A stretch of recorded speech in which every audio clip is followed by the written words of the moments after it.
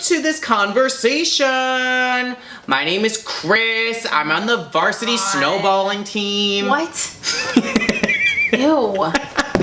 You don't sport. Yeah, I do. I can pack those snowballs. I see children when they're sleeping. I know when they're awake. I'm realizing that's a terrible idea. Like, rip this off of your head. Don't do that. It go wee. I'm like a helicopter. Woo-hoo-hoo.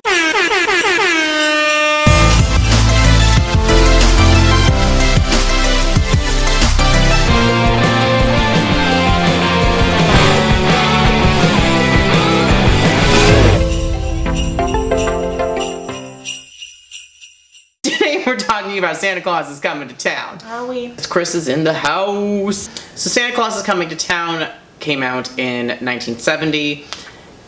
It is the third in the trifecta of the classic Christmas specials, which include Rudolph and Frosty. See, I didn't know that because I didn't see it before this year. You only saw Rudolph and Frosty, Correct. and that's it. So that's when you kept saying trifecta. I was like, there's two. Like, you can't count. I didn't know it was that bad. Anytime.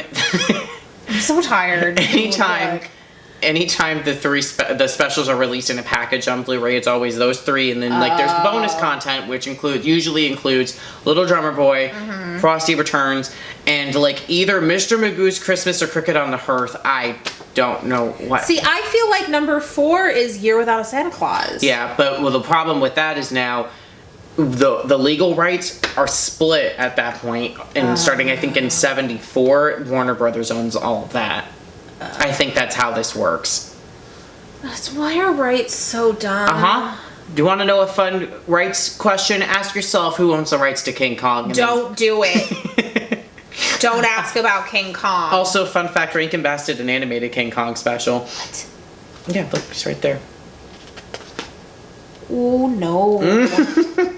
I bet you I know who owns those pieces, though. So Santa Claus is Coming to Town is narrated by Fred Astaire. I have a fun story about that. Yep, let's hear it.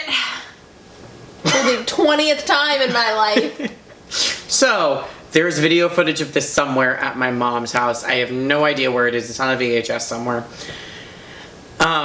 So there is actual proof of this, which I can prove at some point. So when I was 1-ish, I was probably either just under or just turned 1. I would always, my go-to question be, what's that? What's that? What's that? It still is. So Santa Claus is Coming to Town is on in the background, and I go, who's that? And my mom goes, that's Fred Astaire. And I said, okay. 1. Now jump ahead to middle school. I think I was in 7th grade or so. I came home from school. Now, let's also establish the fact that we never watched classic movies, except for, I think, The Wizard of Oz and The Sound of Music were the only, and Mary Poppins, if we're gonna go there, are the only classic movies that we have ever seen at that point. None of these movie musicals, none of these dancey movies, never saw any of them. Yeah. Didn't know half of them existed. Came back home, middle school. It's like April. And my mom said, oh, I wish you were here. Like, there was a Fred Astaire movie on TV. You would have loved it. And I was like, huh? And she goes, there was a Fred Astaire movie on TV. And I go, Mom, it's April. She said, yeah? And I said, why is there a Christmas special on in April? And she says, it wasn't a Christmas special. It was a movie with Ginger Rogers. And I said, who? Who are you? Who are these names you're making up? I said, the animals don't have names. And she goes, she's not an animal, she is a human. And I said, no, there are, the only human is Fred Astaire, and he's the narrator. And she goes, what are you talking about? And I said, Fred Astaire is the name of the character in Santa Claus is Coming to Town, because that's what you told me. And she said, no, Fred Astaire is a real person. So my entire life, the name of that character, anytime he'd come on, anytime we'd watch Santa Claus is Coming to Town, anytime we'd pop in the VHS, I'd go, hi, Fred! Every time. Because that's what I was told his name was. I bet you good money your mom didn't know his character name. Yeah, oh, I would agree with that statement. But she knew it was Fred Astaire.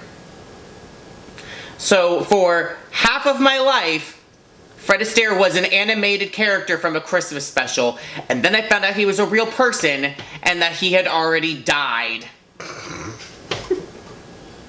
So, there's that. Merry Christmas!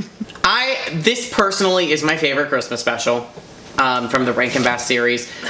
Everyone usually goes with Year Without a Santa Claus, and I think that's a close second. I think cohesively the story is the most fluid musically. I think there's a lot more depth to the characters in this one than there is to a lot of the other ones. I left with questions. There were questions at the end now, yes. And there was some pacing issues towards the end of it. Yes, you are correct. Who named the girl Jessica? It doesn't fit any of the other names. There's not a time period statement that this takes place in.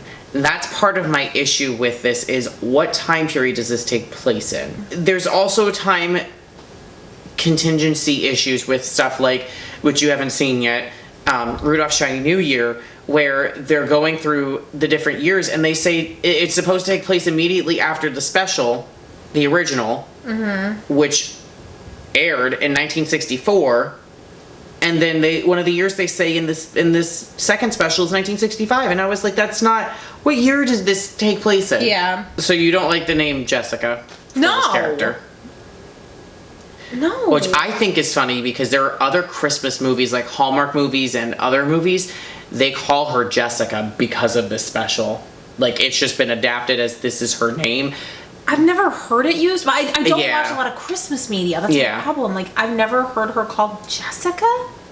You've heard her called Mama.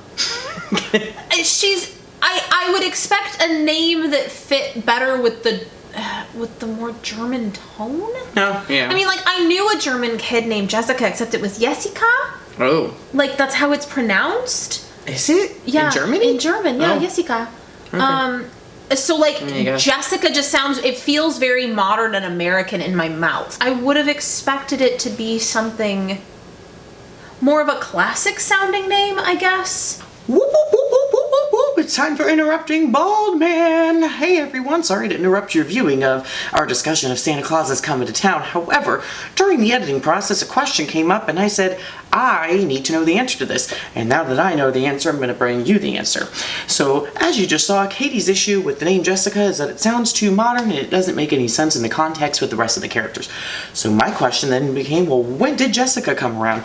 It turns out that Jessica was a name that is based off Hebrew origin that started in the 1500s or so. But more interestingly, the name translates to the gift.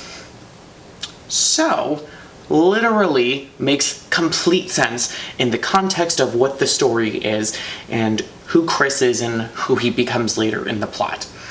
So, now that you have that bit of information, back to your scheduled viewing of our discussion of Santa Claus is Coming to Town. Do you have a favorite song from this special? Because there's more to choose from than there was with Frosty. The only one I can remember is One Foot in Front of the Other because you've played it like 20 bazillion times. I really have. I cannot recall another song from this special because my memory has been blocked out. I'm sure you can name one more. Do they actually play the title song anywhere in the film? At the very end. Oh, I literally do not remember that. Remember, he's driving and he's doing reckless driving while singing.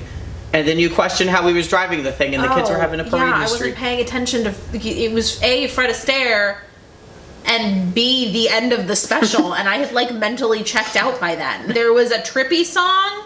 There was. Then there was a slow song. What I appreciate about this is I think, the only special that, and I'm probably wrong, unless you count the Snow Miser song and then the Heat Miser song, which are basically the same thing, where you have a reprise of a song that's sung by, like, the hero character and then the villain character with the Toy Maker to the King and being sung by Tanta Kringle and then Burgermeister Meisterburger. Oh, yeah, I guess that was a song, huh?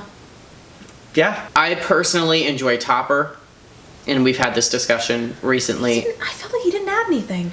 He was just super cute. I felt like he was really unnecessary. I mean, a lot of side characters are unnecessary. But, like, I feel like there isn't an unnecessary character in Rudolph. like everybody contributes to the plot and the climax in some way. Well, he has the idea about going down the chimney. Sometimes the animals talk and sometimes they don't.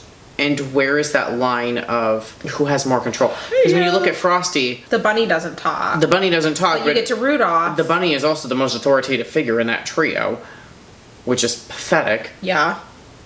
And you get to Rudolph. And he's having full conversations with the reindeer. Yeah. And then looking at the fact that this is the the dogs don't talk. Like, Yukon's dogs don't talk. Yeah. There's inconsistencies, and I don't know where they're drawn, and where, I guess it just depends on where the focus of the story is at. Yeah.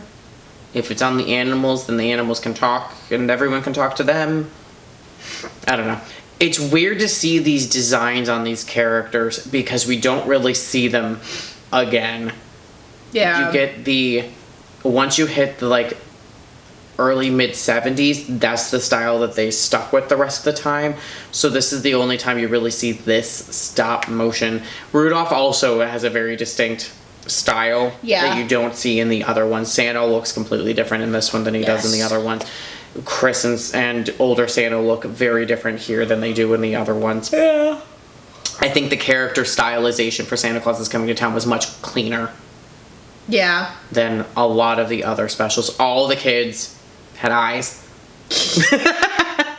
Either have them all have eyes or don't. Like, don't give me this half-mixed crap. I liked the subtle detail of Jessica's dress getting brighter after her song. Yep. You are a color symbolism person. I sure am. Very much so. I also enjoy the vehicle that Fred Astaire drives around, regardless of what the steering options are. Yeah. Nobody really knows. I don't understand that. Nobody really knows. Well, I enjoyed the special. I think it's wonderful. I cry almost every time. It's not the worst I've seen, but it's not gonna pass Rudolph and Frosty for me. That's because you're crazy. I didn't watch it growing up. Yeah. Like, let's talk about The Princess Bride next. Ugh. Sorry, you're wrong. No, well, debatable. Thank you so much for watched it correctly. Oh, I don't know. I've watched it. That's what it is. So anyways, thank you so much for watching this video. Make sure you like this video. Share this video. Subscribe to our channel. Notifications. Like us on Facebook. Follow us on Instagram. And support us on Patreon so we can continue to make wonderful content, exciting and discussionationals about all sorts of things. Ooh, your Wicked showed. Hello. Maybe we can buy a dictionary and learn how to actually speak. And by we, I mean so take this hat off your head. No, you'll expose my shiny bald head. In order to do that, we need your money, Money, please. Money, please. I'll take his hat off. What?